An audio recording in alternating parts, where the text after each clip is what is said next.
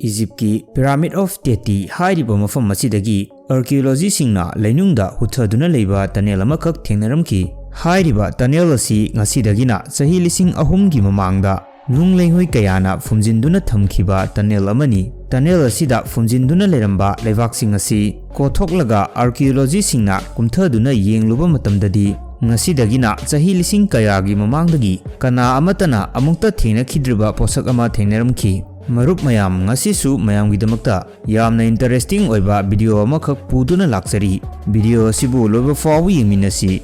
Egyptki Pyramid of Gizana leiriba mafam asidagi chaurakna 15 km rom chatlaga ancient Egyptian singi thainagi burial ground amakak leiri. Masibu Saqqara necropolis hairaga khangnei.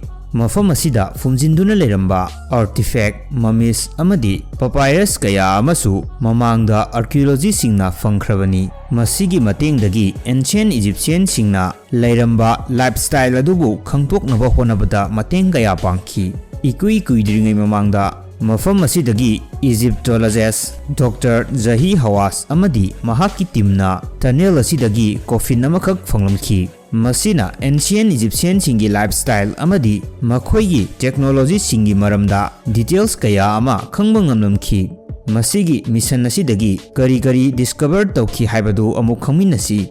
Number 1 2021 gi February tha asida Egyptologist Dr. Zahi Hawass na Saqqara necropolis hariba mafam asida archaeological mission amabu lead tawrumki. Mafam asidagi makhoina lainungda hutharaga saba secret shop amakak thengnaramki. Masigi shop asi nunglengoi kaya thadaduna fumjinkiba shop amani. Mafam asidagi ancient Egyptian singi karigumba aronba posak khara leiramgani haibasi team masigi thajabani.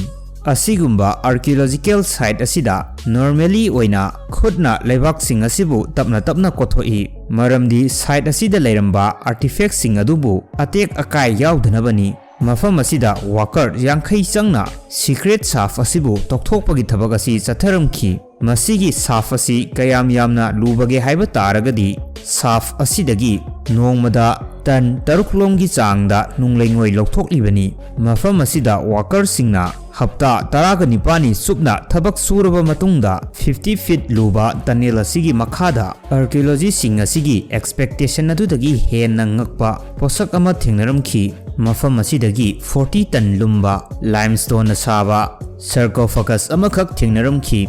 Shop manungda sarcophagus leramba haibasi archaeology singda handaki thodok asina ihan hanba oigadoribani. Sarcophagus haibasi limestone saba achoba coffin amagumbani.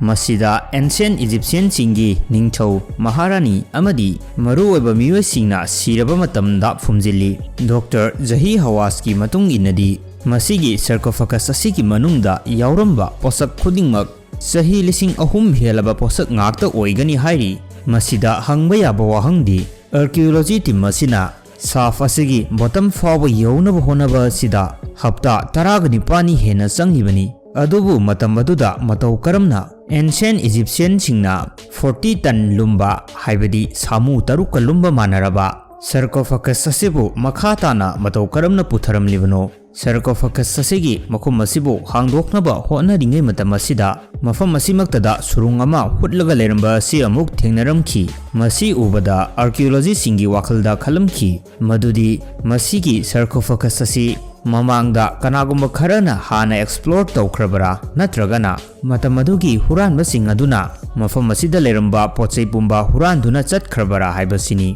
Archaeology team masina khulai kaya season aduna sarcophagus asibu hangdoktuna yengluba matamdadi masigi manung asida mummy natragana karigumba pochai amata yauramba thingnakhide. Masida sumnatagi atekpa saru khara khak yauduna leramki. Masina takpadi matam adugi huranba singna mafam asida sanglaklaga mafam asida leramba pochai sing adubu huran khre haibasini. Adubu masida hangba yabadi 50 feet hena luriba lainung asida 40 ton hena lumba sarcophagus asigi makhum asibu modern equipment sing asi sijenaduna hangdoknaba honaba asi fawba yamna wana thoklibani adubu matam adugi huranba sing aduna matau karamna masi hangdoklibano haiba sini expert singi matung inadi matam adugi huranba sing adu masigi sarcophagus asibu lainung tana putharamba miyoi sing adu soidana oigani hairi maramdi lainung asida asigumba sanarupa pochai kaya ama lei haibasi makhoi khaktani khangliba asi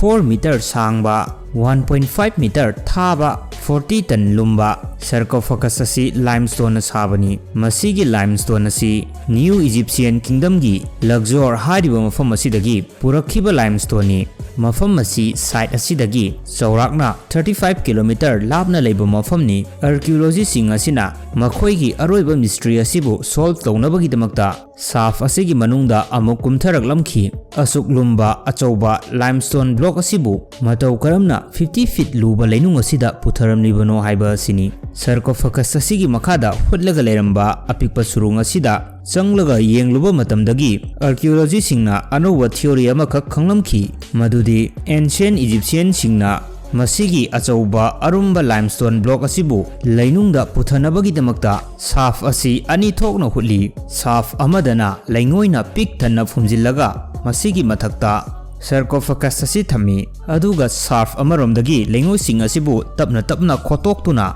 achauba arumba sarcophagus asibu lainung tana putharaklibani masigi technique asi sijenaduna ancient Egyptian singna achauba arumba pochai kaya amabu lainung tana puthabagi thabak asi tawramki Number 2 Saqqara necropolis asidagi Dr. Zahi Hawass ki timna 36 feet luba lainung asidagi angang masagi oigadaba coffin amakak thengnaramki coffin nasi una saba coffin ni coffin nasida yaklamliba saktam masigi matung innadi coffin nasi sahi manga taruk suraba angang nupi masa amagi coffin oigani haina khalamki coffin nasida iramliba hieroglyphic sing asibu expert singna study tawbada khanglamki madudi masigi coffin nasi 1550 BC degi leraklaba coffin oigani hairi expert singna coffin nasi hangdokpa matamda atek akai yaukidra khanbadagi coffin nasi hangdoktana masigi x-ray oina lawrumki coffin nasigi x-ray image asi expert singna uba matamda aduki matik ngaklamki madudi coffin nasigi saruk tangkhai hama hena kari amata yaudana ihang hangna leiba si uramki masidagi expert singna amuka hanna x-ray lawrumki masidagi coffin nasigi manungda yauriba asi sahi manga taruk suraba angang nate masidi subnatagi tha mapan tara khaktamak ngairiba angang oigani hairiba mayam asi tasengna khangnabagi damakta coffin nasi hangdokpa mathau taramki expert singna coffin nasi hangdoktuna yengluba matamdadi coffin nasigi manungda apikpa angang amabu fina yomsinduna mami saduna yaurumki masina takpadi ancient Egyptian singna ahan khaktamak natana angang sing asibusu siraba matungda makhoigi afterlife adugi damakta mami saduna phumjinnei Maruk mayam ngasi di video asi matang asi dalo silage viewer singna nungsibiduna aikhogi anoba channel asibu 100k subscriber yobuda mateng pangbiu mayam gidamakta anoba video ama muk puduna laksage